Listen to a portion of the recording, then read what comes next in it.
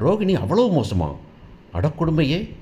அப்போ வந்துட்டு இந்த நமக்கு நமக்கு மீனாவுக்கே நன்றி உள்ளவங்களா இல்லையா? மீனா வாங்கி கொடுத்ததே சொல்லலையா? அவ்வளோ மோசமானவங்களுக்குலாம் கான்ட்ராக்ட் தர மாட்டேன், பணத்தை உடனே திரும்ப வாங்குறேன், கான்ட்ராக்ட் கொடுக்க மாட்டேன் அப்படின்னு சுருதிக்கிட்ட சொல்கிற லெவலுக்கு போயிடுறாங்க அப்படின்னு பார்க்குறோம். நம்ம இப்போ சீரியலில் இப்போ கண்டினியூஸாக பார்த்துட்டு இருக்கும்போதே ஸ்ருதி வந்துட்டு ஒரு ஒரு ஒரு டாமினன்ட் ரோல் எடுத்துக்கிட்டு இருக்காங்க அப்படிங்கிறதும், அவங்க வந்து ரொம்ப லாஜிக்கலாக பேசுகிறாங்க அப்படிங்கிறதும், அவங்களுக்கு இன்னமும் வந்து சான்சஸ் கொடுக்கலாம். அந்த ரோகிணி ஏமாத்துறது கொடுக்கறத விட வந்து அவங்களுக்கு ஒரு புத்திசாலமாக இருக்கிறதுக்கு வந்து நம்ம வந்து கொடுக்கலாம் அப்படின்னு நம்ம பல பேர் சொல்லிக்கிட்டு இருக்கிறதுனால அப்படித்தான் இந்த கதை போகும் அப்படின்னு தான் நம்புகிறோம். ஏன்னா வந்து ரோகிணியோட நிலைமை வந்து ரொம்ப மோசமாயிட்டே போகுது. பல இடத்துல சிக்கல், பல இடத்துல புடுங்கல் எல்லாம் வச்சுக்கிட்டு இருக்காங்க அப்படிங்கிறத பார்க்குறோம். ஸோ ரோஹிணி வந்துட்டு அவங்க அம்மாட்ட பேச போகிறாங்க, இல்லைனா அவங்க அம்மா ஃபோன் பண்ணி ரோஹிணிகிட்ட பேச போகிறாங்க. ரோஹிணிகிட்ட பேசுகிறது வந்துட்டு, அந்த பணம் வாங்கினியே ₹2,00,000 வாங்கினது பணத்தை எங்கே அப்படின்னு கேட்க போகிறாங்க. இந்த பொண்ணு இல்லை ஆண்டி கொடுத்துட்றேன் ஆண்டி, இந்த வந்துடுறேன் ஆண்டி, இந்த தந்துடுறேன் ஆண்டி அப்படின்னு சொல்ல போகுது. ஏன்னா இப்போ பொண்ணு அந்த பணத்தை கொடுத்துறதுக்கு சான்ஸ் இருக்குது அப்படிங்கிறது நமக்கு தெரியும். அப்போ வந்துட்டு கொடுத்துட்றேன் ஆண்டி அப்படின்னு சொல்லிட்டு போகுது. ஆனால் சொல்லிகிட்டு இருக்கும்போது நமக்கு அம்மா அப்பாவை பார்க்கறதுக்காக சுருதி அவங்க வீட்டுக்கு போகிறாங்க. போன உடனே வந்துட்டு, என்னம்மா மம்மி யார்கிட்ட பேசிகிட்டு இருந்த நீ அப்படின்னா, யார்கிட்டயே பேசியிருந்தேன் சொல்லு என்ன. இல்லை இல்லை நீங்கள் ரோகிணி நீங்கள் ரோகிணி உங்கள்கிட்ட பணம் வாங்கியிருக்காங்களா அப்படின்னு. இல்லை நான் வந்து இல்லை ரோகிணி பணம் வாங்கியிருக்காங்களா, அவங்க பெரிய ஃப்ராடு மம்மி, பெரிய ஃப்ராடு, பொய் சொல்கிறது அவங்களுக்கு கை வந்த கலை. அவங்க வந்துட்டு அவங்கள நம்பியெல்லாம் பணம் கொடுத்தீங்கன்னா அவங்களாம் வாங்குறது கஷ்டம் தெரியுமா உங்களுக்கு. மீனா வந்துட்டு அவங்களுக்கு ஒரு கான்ட்ராக்ட் வாங்கி கொடுத்தாங்க, ₹50,00,000 மேலே உள்ள கான்ட்ராக்ட். அதில் நிறைய பணமே அவங்களுக்கு கிடைக்கும்.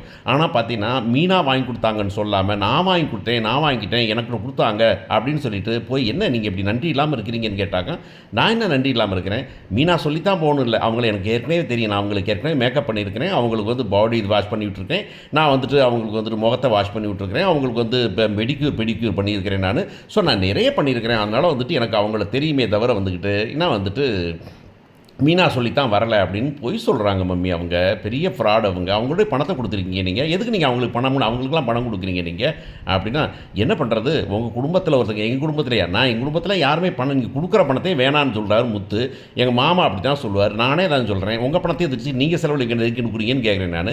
நீங்கள் என்ன எங்கள் குடும்பத்தை போய் காப்பாற்றுறீங்க நீங்கள், அதுவும் போய் யாரு கொடுத்து, ஒரு மீனாவை கொடுத்தா கூட ஒரு பிஸ்னஸ் பண்ணுறாங்கன்னு சொல்லலாம், இது பெரிய ஃப்ராடு அப்படின்னு சொல்ல போகிறாங்க. இல்லை நான் பார்த்து வாங்கிருங்க மம்மி, கட்டாயமாக நீங்கள் வாங்கிருங்க அப்படின்னு நீங்கள் சொல்ல போகிறாங்க. இங்கே பார்த்தீங்கன்னா வந்துட்டு இந்த பொண்ணு உடனே என்ன பண்ணுதுன்னா, ஏற்கனவே ₹3,00,000 ஆட்டையை போட்டிருக்குது நமக்கு தெரியும். அந்த ₹3,00,000 ஆட்டையை போட்டதை வந்துட்டு சரி கட்டுறதுக்கு இந்த பிஸ்னஸில் எவ்வளோ பெருசாக இருக்கும், நம்ம அதை பற்றியெல்லாம் கவலைப்படாமல் இங்கே ஒருத்தங்க கோட்டு சூட்டு போட்டு திடுறேன் அப்படிங்கிறது தான் விஷயம். ஏன்னா ராணி ராஜா கிட்ட அந்த பணம் வாங்க முடியல, ஏன்னா அவங்க பணம் திருடவே இல்லை, பணம் திருட்டு இருந்தது ரோகிணி.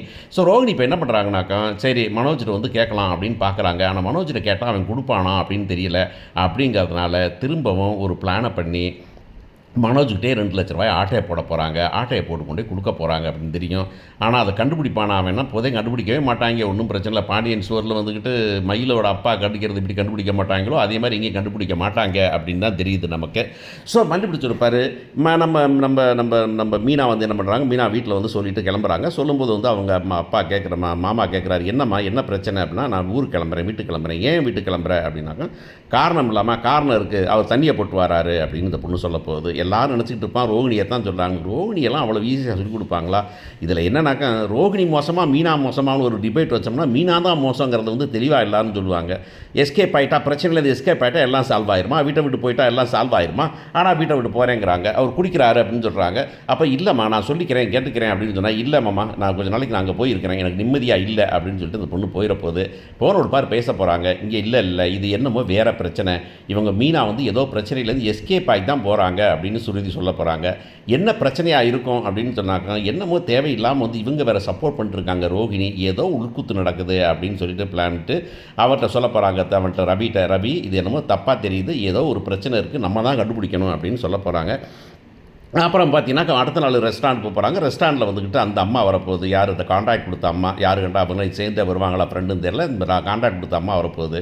ஏன்னா ரோகிணி ரொம்ப காண்டில் இருக்காங்க. மீனா மாதிரி வந்துட்டு நல்ல விளையாது குட்டி ஹோலியாக இருக்குங்கிற அவசியம் இல்லை, அது தப்புன்னு அந்த பொண்ணுக்கு தெரியும்.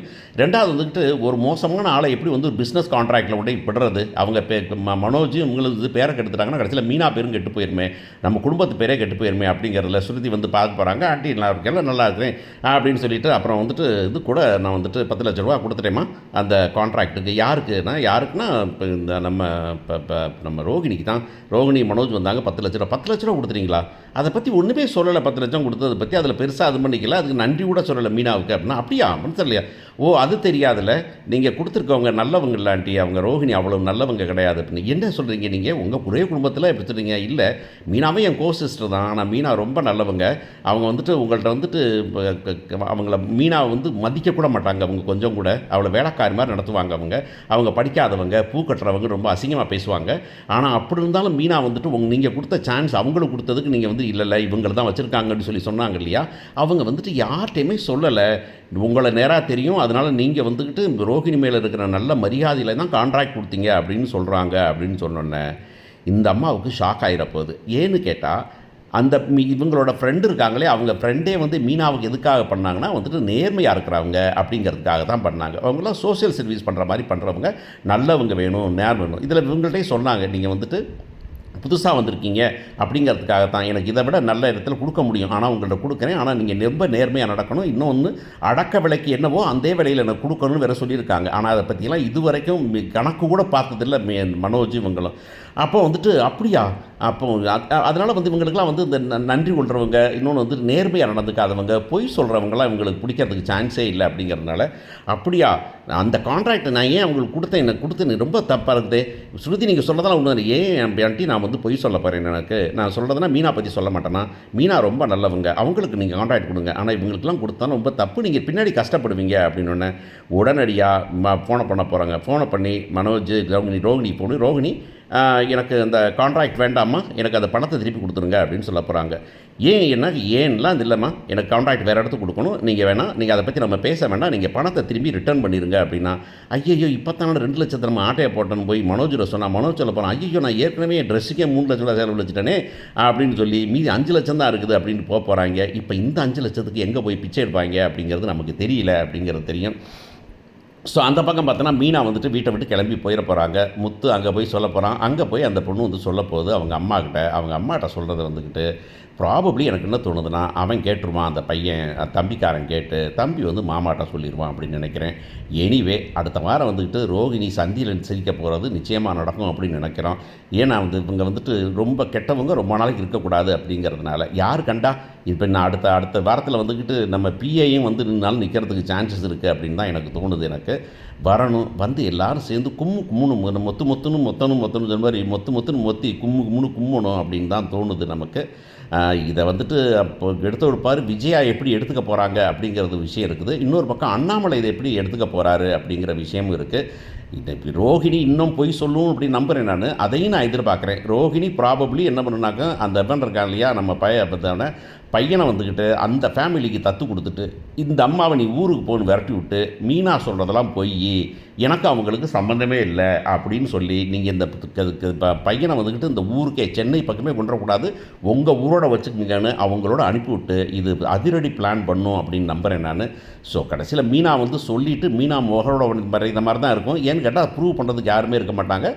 மகேஸ்வரியும் நிச்சயமாக ரோகிணிக்காக போய் தான் சொல்லுவாங்க. பார்ப்போம், இன்ட்ரெஸ்டிங்காக போகும் அடுத்த வாரம் நினைக்கிறேன்.